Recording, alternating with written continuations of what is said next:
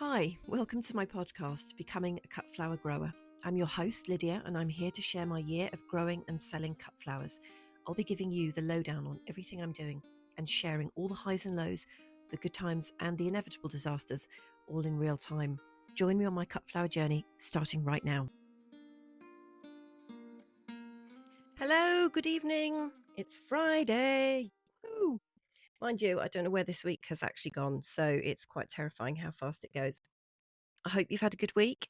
I'm recording this episode inside because it is super windy outside. And when I listened back to the quality of the last episode, the second half was pretty terrible. So I'm really sorry about that. And thank you for bearing with me. I just had so many microphone problems on Tuesday. I just don't know what happened. So I thought I will do it inside, out of the wind, and then hopefully the quality will be consistent all the way through. So I haven't got, I know I keep saying this every week, like I haven't done that much on the plot this week since I spoke to you on Tuesday. I've been busy making hanging baskets, doing this freelance work, which is going brilliantly and it's amazing. Although I don't know that I ever want to see another hanging basket as long as I live. And my nails are completely destroyed because I don't particularly like working with gloves on. It's quite fiddly, this job, and you're handling really small plugs, and so I've just been using my hands, and I have dirt just forced underneath my fingernails, and I'm going to have to paint my nails over the weekend because I can't seem to get the dirt out no matter how hard I try. Anyway, that's that. And I had a day with my dad yesterday, so I was off site all day, and I've been working on jobs, catching up today. So I am really not behind the curve, but I just feel that disconnection. So I can't wait to get up to the plot this evening and have a look at everything. I was hoping that we were going to have rain Monday, Tuesday of next week, but now, according to the forecast, it's pushed back till Wednesday, Thursday, which is really testing us to the limits up there, or me, the royal we there. So fingers crossed for rain next week. I wanted to say a very special thank you to one of my listeners, Emma, who sent me a really lovely message after Tuesday's episode. And it was so kind of her to reach out. And I don't think any of you will realize how amazing it is to have a message, to know that you've taken the time out of your busy lives to drop me a quick message. I really appreciate it. Like they make me cry a little bit because I get really emotional about it when you say nice things. And so anyway, massive shout out to Emma there. Thank you for your message. It was really sweet of you. I hope everybody has had a good week this week. It's been really mixed in terms of the weather here in the UK. Quite cold at night, and then quite windy, and then cold in the mornings, and then by the afternoons, super hot. So if you've been doing a seedling carousel like me, you'll be feeling it at the end of this week. Now, the dahlias are going to go out tomorrow morning. I've decided I've kind of had enough of them. I do not want to look at them anymore. And I feel it's quite mutual. They're looking at me like, why are we still in here? Like, what's going on? So I messaged my dahlia mentor, Richard Bailey, and said, can I put them out yet? And he said, yes, but harden them off first. So they need to spend a week doing the whole inside outside shuffle, which is fun because there's 65 of them now, and they're in an assortment of pots, trays, a whole different collection of stuff. So that's going to take absolutely ages. And I'm just wondering if there's a quicker way of doing it, but I haven't worked it out yet. But those guys really need to go out. They're going to spend a week outside now hardening off, and then they're going to go up to the plot. And there isn't any frost forecast for the next couple of weeks anyway. But I figure even if anything goes wrong, I'd just go up there and throw a duvet over them, or I don't know, something just to protect them from the frost. Um, they are doing, on the whole, they're doing really well. But some of them have put on some leggy growth, which I have cut off and made into a tray of cuttings. So I've got a tray of cuttings as well, sat here looking at me. But most of them have just put on a normal level of growth, and they seem to be doing absolutely fine.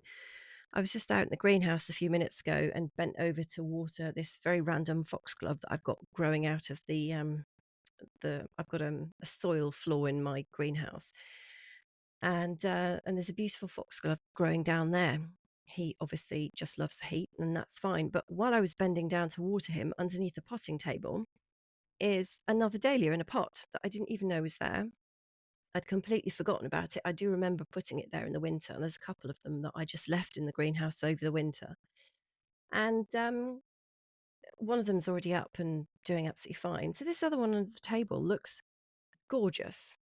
And I just looked at it and thought, I don't know why I've had 62 of your relatives inside my house all winter when you are doing perfectly well outside, not inconveniencing anybody, not blocking my TV, not on all of my cupboards, units, tables, not clogging up the floor space. So this guy out in the greenhouse, he's doing perfectly well. So that's kind of what made me think as well, right, you guys are definitely going outside. We just can't cope with this anymore. It's too much.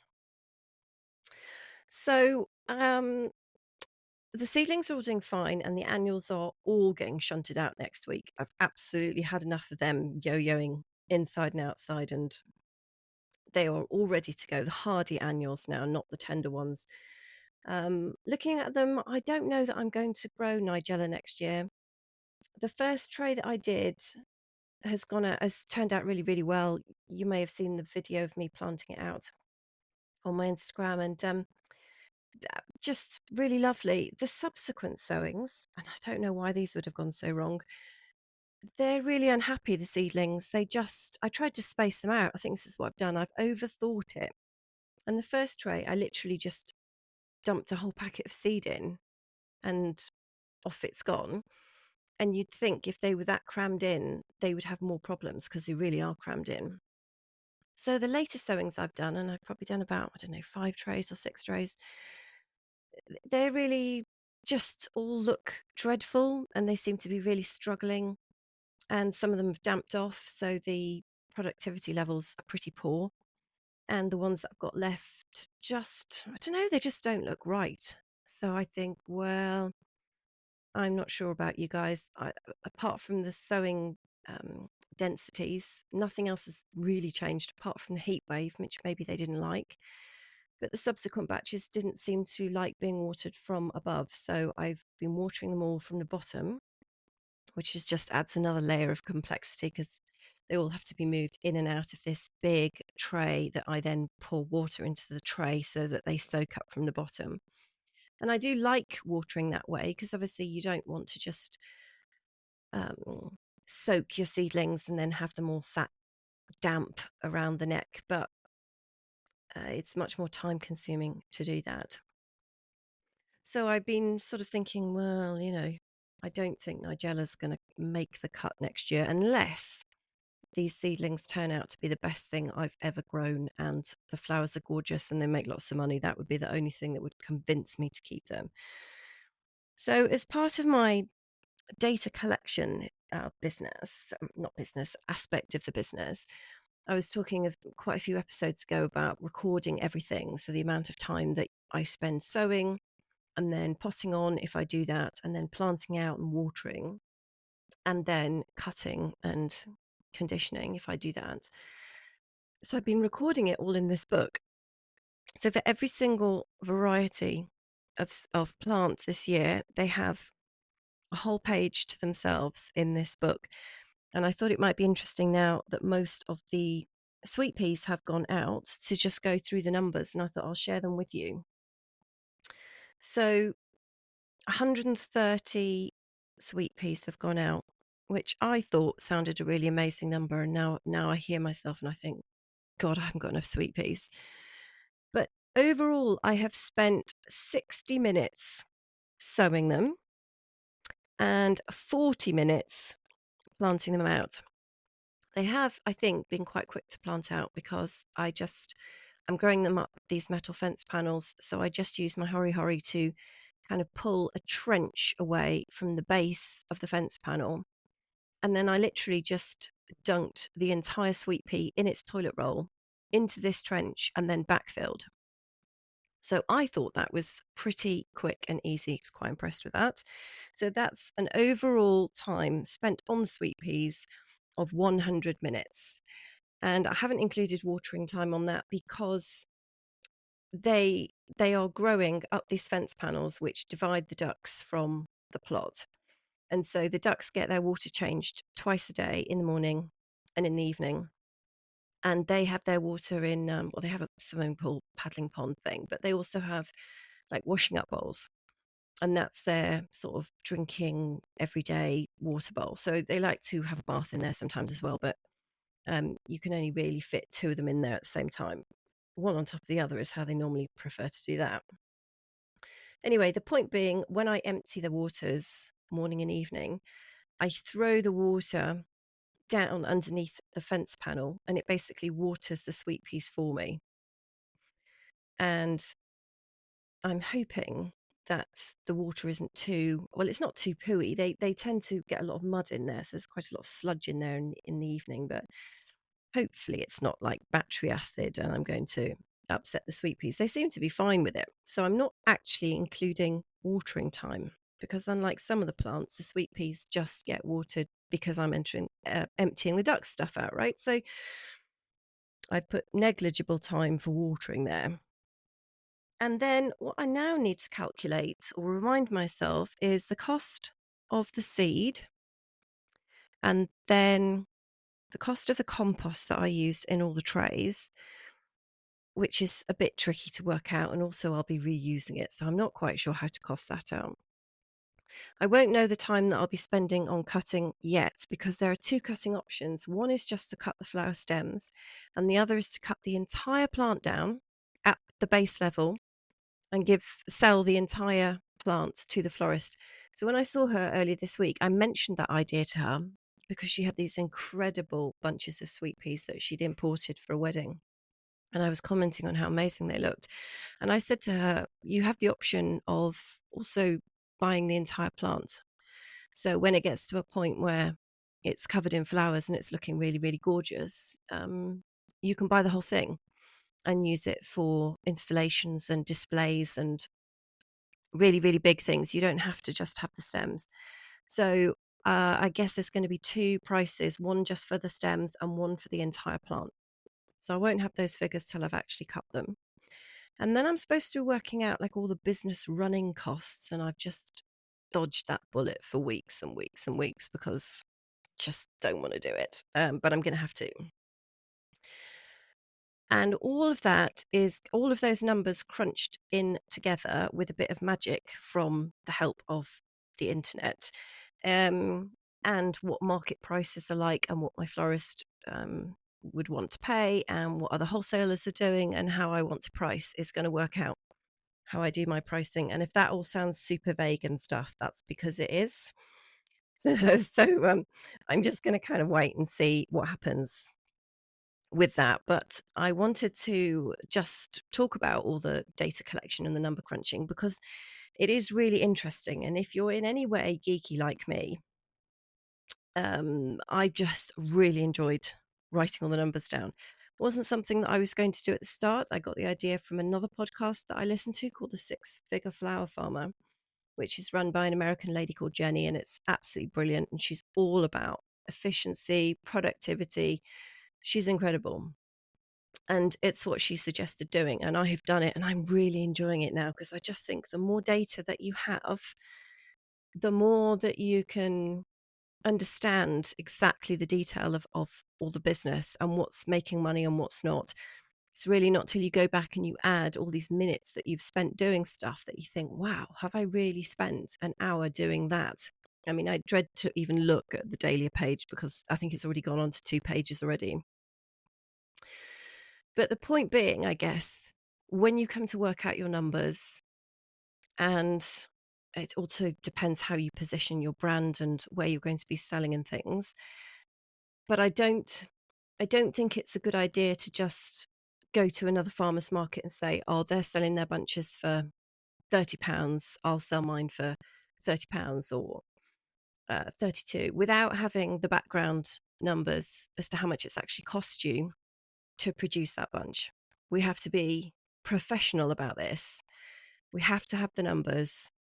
And even if you do something completely different at the end, at least you will know where you've either made money or lost money, or what your most profitable flowers are going to be. So it could be, I've heard that the dahlias are an expensive flower, and they also don't travel particularly well. So it's great to have British flowers, British dahlias.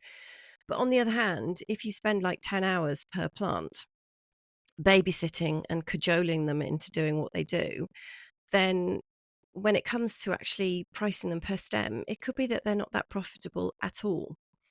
And so I'm really looking forward to working out exactly which of these flowers are going to be the best. And I've got a sneaky feeling it might just be the cornflowers, because they're like completely bomb proof. They're easy to sow, they germinate extremely well, transplant out no problems. I've barely even looked at the ones that I put out. They didn't do anything for a week. Now they're putting on loads of growth. They look super healthy. I think I've watered them about 3 or 4 times, and that's it. They're just doing their own thing. So apart from a little bit of faffing when it comes to the staking, so they don't all fall over, I have a sneaky feeling they're going to be pretty good in terms of like not requiring very many man hours from me.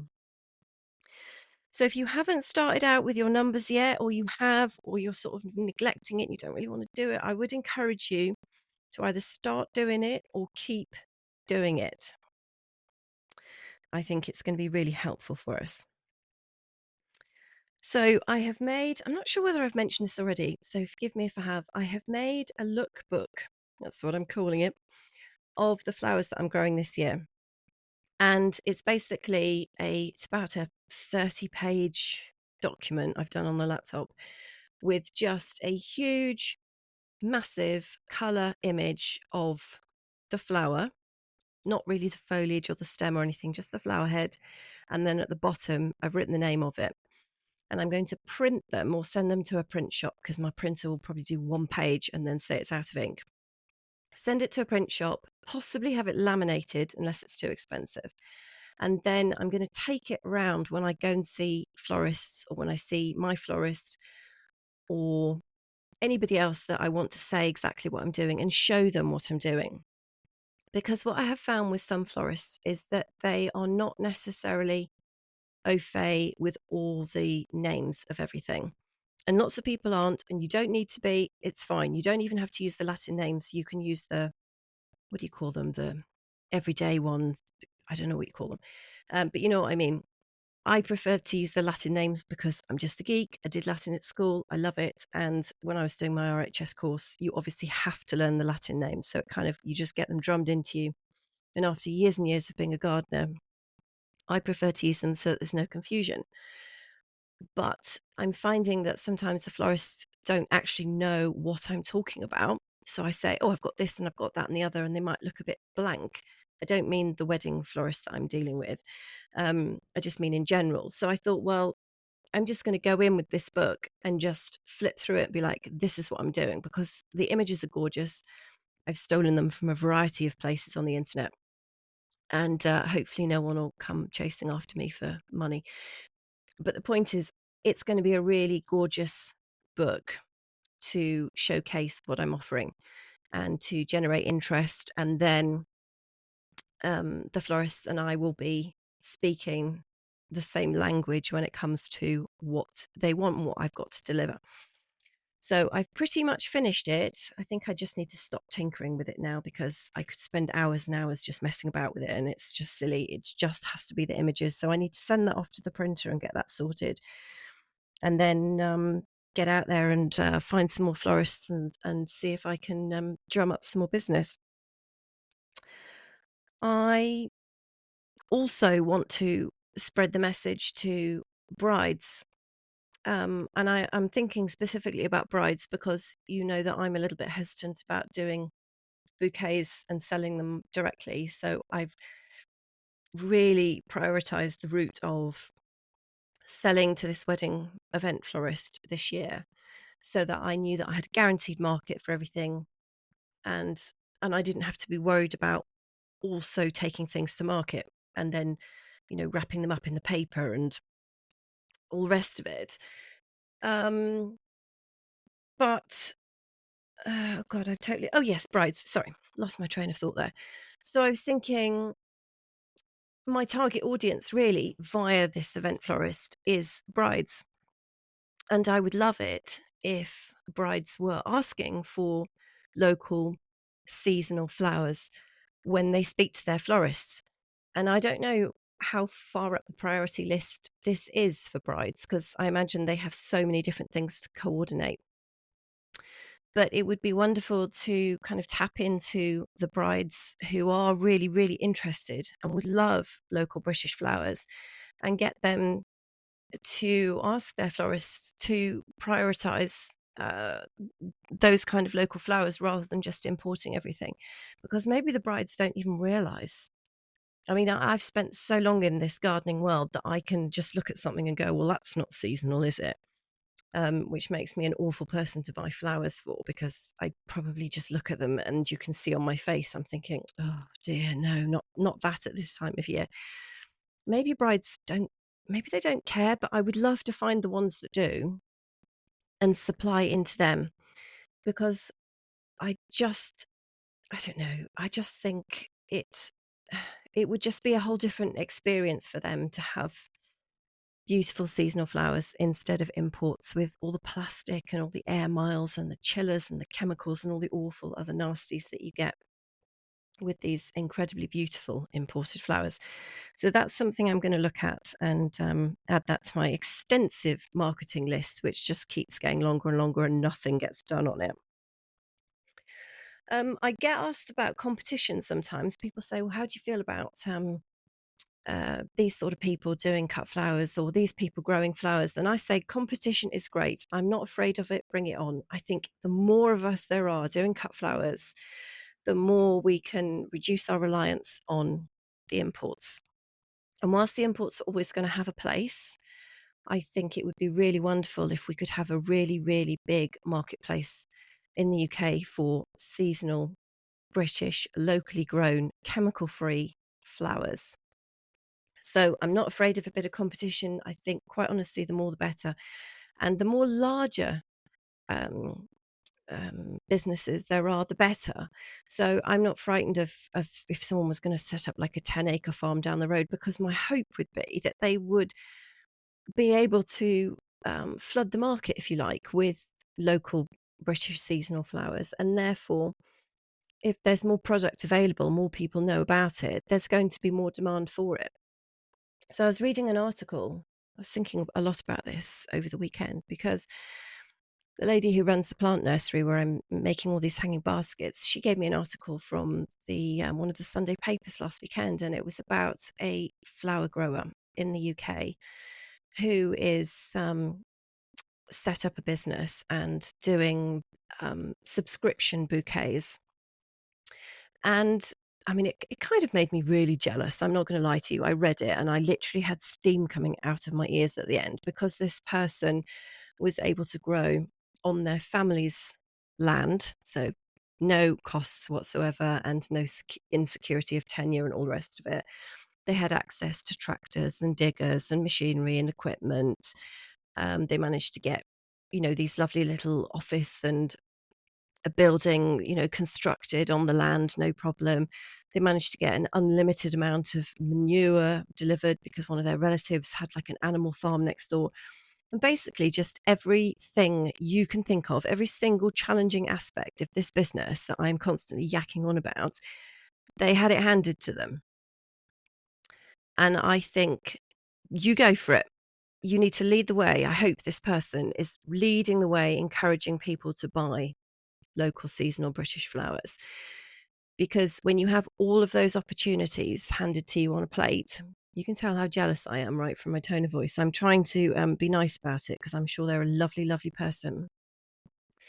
But I just think, if you have all those opportunities handed to you, then for God's sake, please push the industry, make it better for all of us, for those of us that don't get a leg up in any way, shape, or form, and who are just pushing through all these challenges and painstakingly making our own compost really slowly.